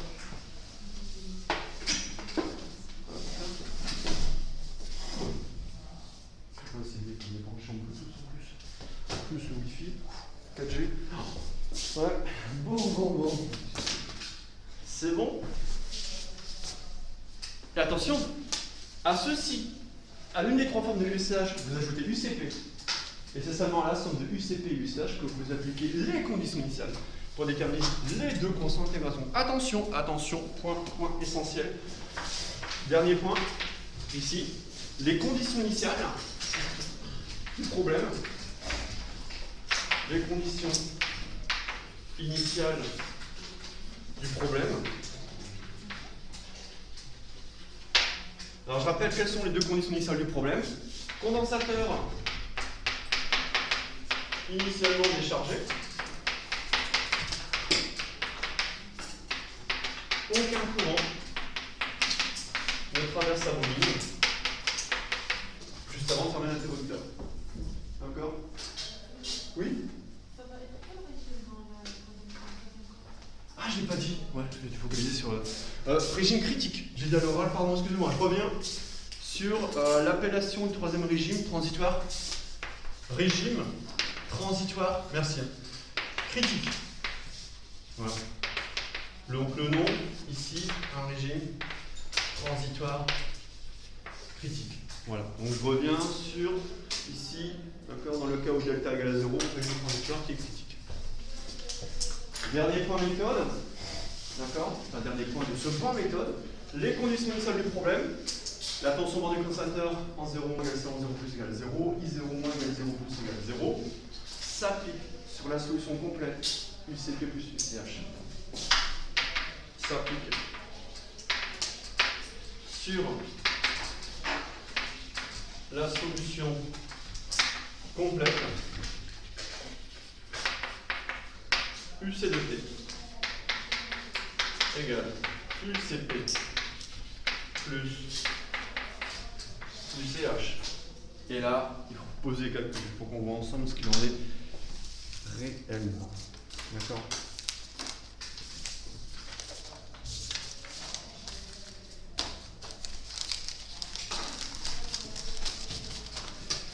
Voilà l'esprit de ce chapitre. Ça, c'est l'esprit de ce chapitre. Donc, on continuera jeudi, on terminera vendredi. D'accord, on terminera vendredi ce chapitre, je pense. Tout en ayant en tête quelques exos sur l'ordre 1. On va juste entamer ensemble l'exo numéro 1, ensuite du TD8. D'accord? Donc, on va entamer ensemble l'exo 1 du TD8 après. Donc, j'efface ça, partie gauche. Voilà.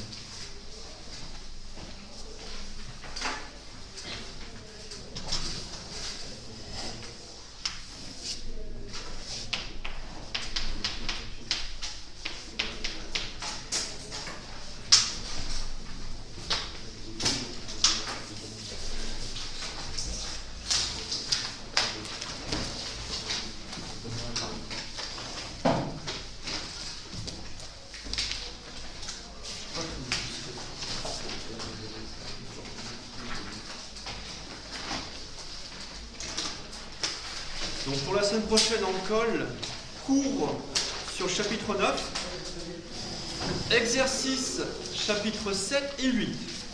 Donc je répète, pour les colles la semaine prochaine, vous aurez du cours sur ce chapitre ordre 2, assez lourd, assez calculatoire. Exercice sur électrocinétique chapitre 7, exercice sur chapitre 8, circuit d'ordre 1. D'accord? Donc je donne en avance le programme de colle pour que vous puissiez aménager votre temps de révision chez vous. D'accord? Ok. On regarde ensemble l'exercice numéro 1, donc l'ordre 1 qui est au programme du DS samedi. Je mets un exercice, un petit problème sur l'ordre 1, circuit linéaire du premier ordre. D'accord, hier on avait déjà commencé ensemble un exercice, exercice numéro 3.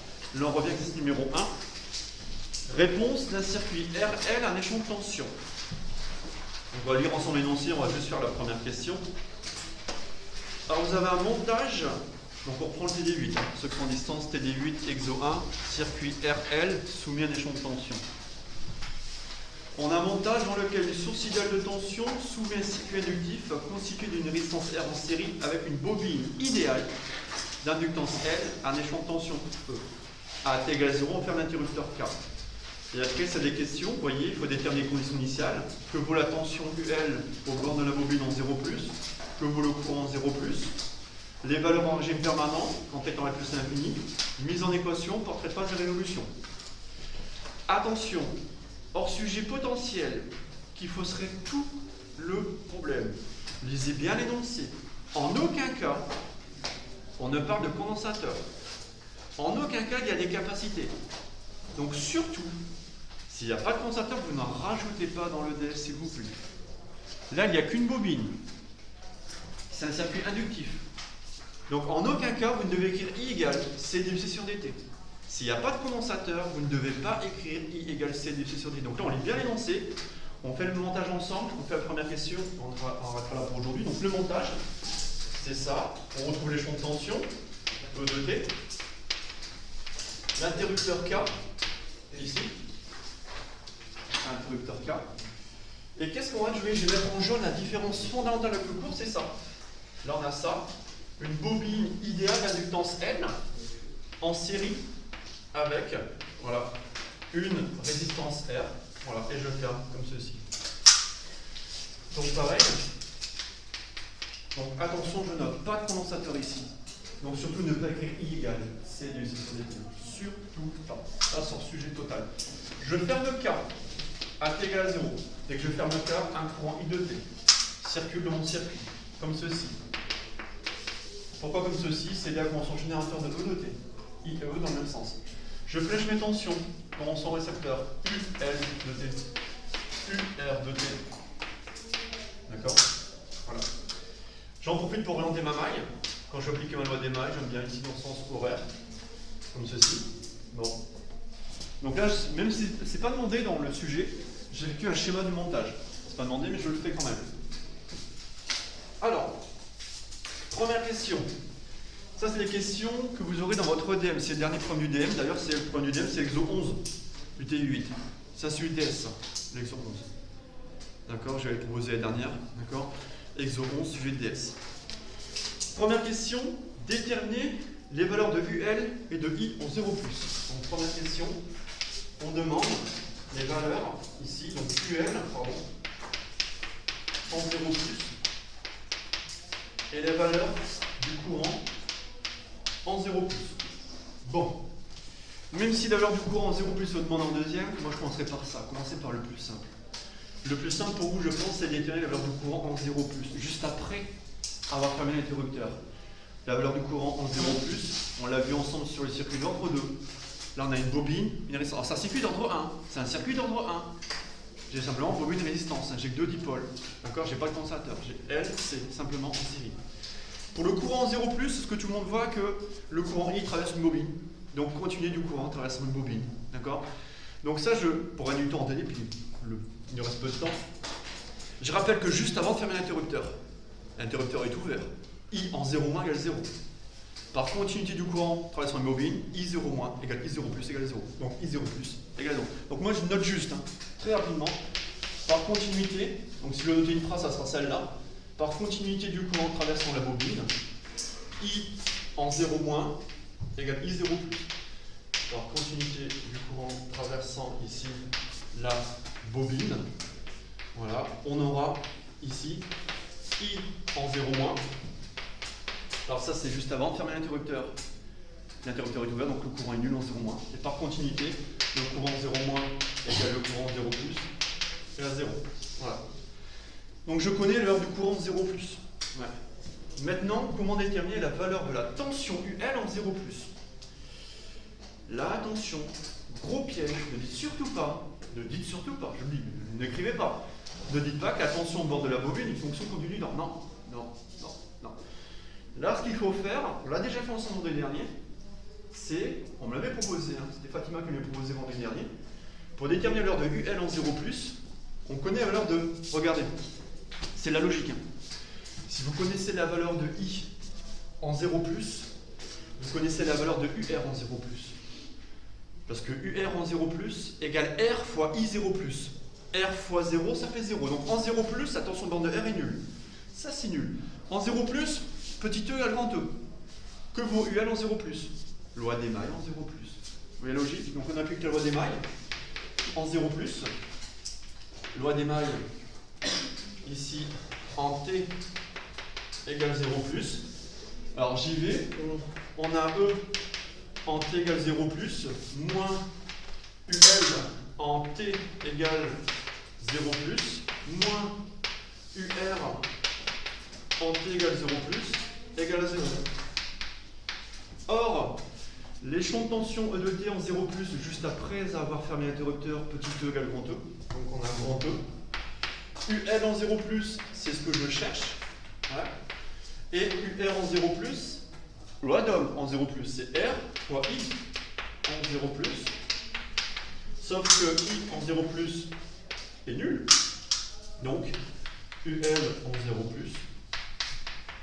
égale, ici, je vais passer à gauche, égale à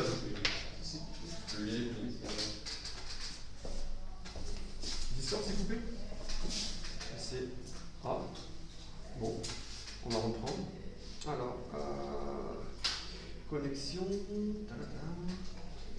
Hop, on reprend. Voilà. Donc là, UL. Ah, il y a une petite coupure. Est-ce que vous me recevez, ceux qui sont en distance? Ouais.